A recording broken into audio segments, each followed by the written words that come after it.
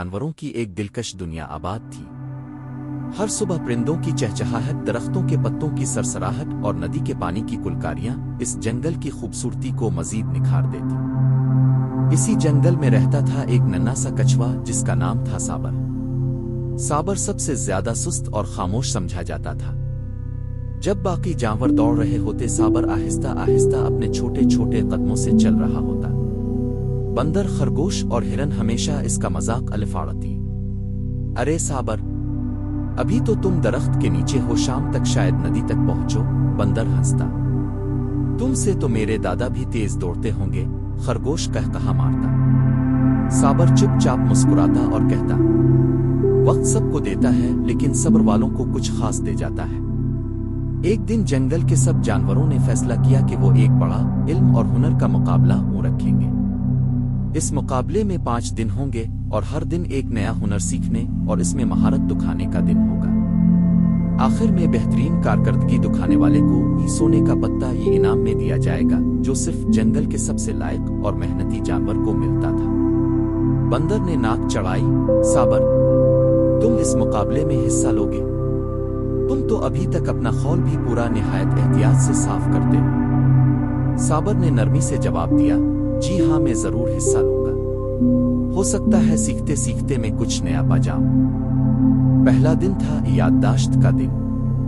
سب جانوروں کو 10 اشیاء دکھائی گئیں اور پھر وہ اشیاء چھپا دی گئیں۔ جس نے زیادہ اشیاء یاد رکھیں وہ فاتح۔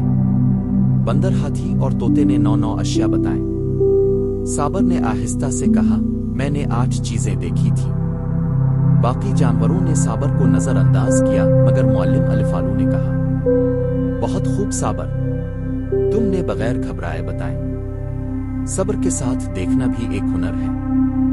اب آیا دوڑ کا دن۔ بندر اور ہرن خوش تھے کیونکہ یہی ان کا میدان تھا۔ صابر نے بھی دوڑ میں حصہ لیا۔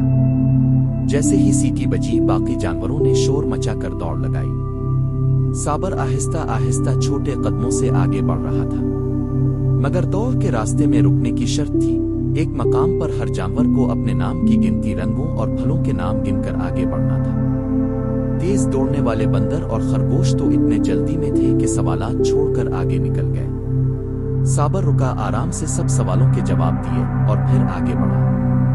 آخر میں معلم الفالو نے اعلان کیا، جیتنے والا وہ ہے جس نے پورا کام مکمل کیا، نہ کہ صرف تیز دوڑا۔ اور وہ ہے صابر کچھوا۔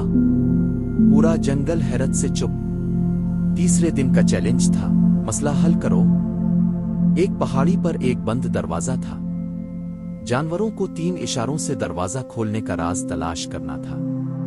بندر اور طوطا زور لگا رہے تھے، دروازہ کھولنے کی ہر چال آزما رہے تھے۔ صابر چپ چاپ زمین پر بیٹھا اشارے غور سے پڑھ رہا تھا۔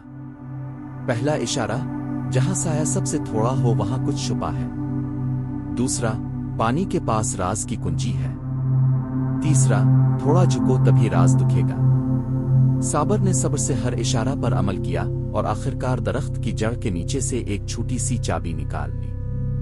دروازہ کھلا اور معلم الفالو نے داد دی، عقل اور صبر طاقت سے بڑھ کر ہے۔ اب باری تھی دوستی اور مدد کے دن کی۔